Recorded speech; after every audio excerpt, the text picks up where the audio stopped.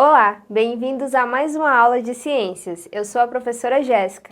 Na aula de hoje, nós vamos ver sobre os sistemas organizados dos seres vivos. Vamos lá? Então, para a gente entender hoje como é que chegaram à conclusão do que seriam as células, né? Como é que conseguiram entender como é que era a sua divisão e todo o seu funcionamento. Essa história ela é bem antiga e hoje a gente sabe que a célula ela é uma unidade estrutural e funcional dos seres vivos que, apesar de ser microscópica, ou seja, apesar da gente não conseguir visualizar a olho nu, ela desempenha importante função no nosso organismo, até porque ela é a nossa base para a formação de estruturas mais complexas, tá? Ela tem as suas partes fundamentais, que são a membrana plasmática, que controla quem pode entrar e quem pode sair de dentro da célula. Ela também tem o citoplasma, que é onde a gente vai ter as organelas, que são estruturas que vão desempenhar funções específicas. E a gente também tem o material genético que fica guardado, fica armazenado ali no núcleo, porque ele controla, né, todas as nossas características, todas as funções que vão estar acontecendo. E aí o que é importante eu saber? Que essa estrutura, ela foi inicialmente descrita por Robert Hooke ao analisar um corte de cortiça. E o que é a cortiça? Cortiça é um material utilizado para a fabricação de rolhas, por exemplo. Rolhas são instrumentos que são utilizados para vedar garrafas de vinho. E aí, a partir dessa análise do corte de cortiça, né, que ele tirou a casca de uma árvore, ele conseguiu visualizar no microscópio que ela tinha pequenas divisões. E essas pequenas divisões, esses pequenos quadradinhos que ele conseguiu enxergar, ele chamou então de células. E o que são essas células? O que é a teoria celular afinal, né? Por que todos os seres vivos aí vão precisar de uma célula? Então a teoria celular, ela vai se basear numa hipótese de que todo organismo vivo, de que todo ser vivo, ele precisa obrigatoriamente possuir células para que o seu funcionamento aconteça. E ela é formada por ideias de três pesquisadores bastante importantes, Slater, Schwann e Virchow. Essa teoria ela é sustentada por três pilares. Quais são esses pilares aí? O primeiro é que todos os seres vivos, para ser considerado um ser vivo, precisa ter no mínimo células. E essas então são a unidade morfológica, são a unidade que dão forma de todos os organismos vivos. Porque a gente vai ver nas próximas aulas que são elas que vão dar base para que outras estruturas possam vir. E aí, além de todos os seres vivos precisarem ter essa delimitação, precisarem ter células, é importante a gente entender que dentro da teoria celular, um outro pilar é que as células vão estar desempenhando importantes atividades dentro do seu interior. E por isso, elas são as unidades funcionais dos seres vivos. Lembra do que eu falei lá na última aula? Como se o nosso corpo fosse uma máquina, e dentro dessa máquina a gente tem um funcionamento de uma máquina ainda menor. E essa seria justamente as nossas células acontecendo. E o outro pilar da teoria celular é que uma célula ela não vai surgir do nada. Uma célula ela é formada a partir de outras células já existentes, ou seja, uma célula é formada a partir de outra célula pré-existente. É necessário que aconteça o processo de multiplicação das células para que outra possa surgir. Então, essa teoria, ela, no final, resumiu-se, né, que ela é a célula é a menor unidade estrutural e funcional que todos os seres vivos precisam ter. Quando a gente fala dos vírus, por exemplo, a gente vê que eles não se encaixam como seres vivos justamente porque eles não possuem essa estrutura e eles só conseguem realizar o seu processo de reprodução se eles encontrarem um hospedeiro para assim roubar as suas células e no interior das células dos seus hospedeiros, né, no interior das células dos seres vivos, que ele vai conseguir continuar existindo e continuar fazendo o processo de reprodução e assim por diante. E aí, além disso, é importante, né, além da teoria celular, a gente saber o que é o citoesqueleto. Como é que a célula consegue ficar estruturada? Né? Como é que ela consegue ter uma forma definida? Porque ela possui uma estrutura chamada de citoesqueleto. Então, o citoesqueleto é o esqueleto da minha célula. Ele que vai dar a forma que ela precisa. E ele também vai ser responsável por modificar essa célula. Ele é responsável também por alguns movimentos que podem acontecer. Esses movimentos são chamados de movimentos ameboides, é um movimento que algumas amebas conseguem realizar, tá? E ele atua aí no processo de formação, né, e ajuda na estrutura dos cromossomos, das vesículas e até de grânulos diversos. O que é importante eu saber também sobre o citoesqueleto?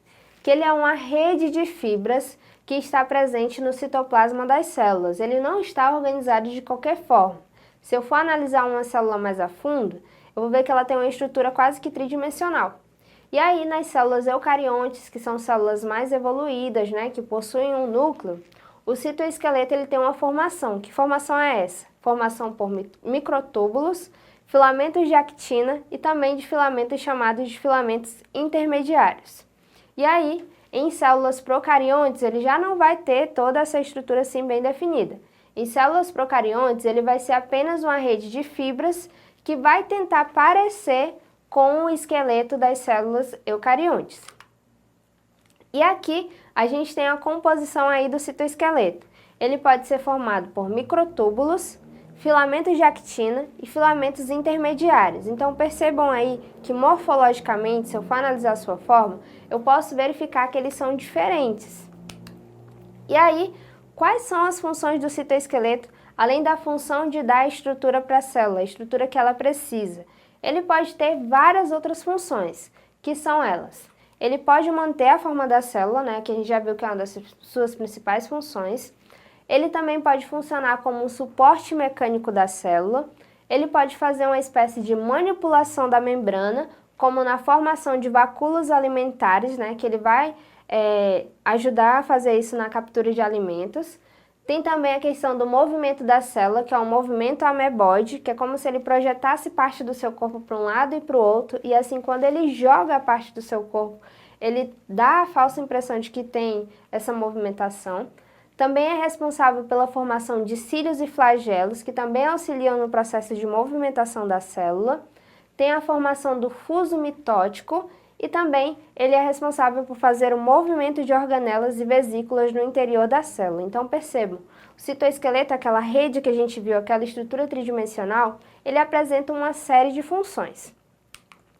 E aí, como é que é o citoesqueleto das células eucariontes, chamadas de células vegetais, né, das células que a gente encontra nas plantas? Ele vai ser constituído por uma rede tridimensional de fibras proteicas. Então percebam que dependendo do tipo de célula que eu estou falando, ela pode ter algumas particularidades.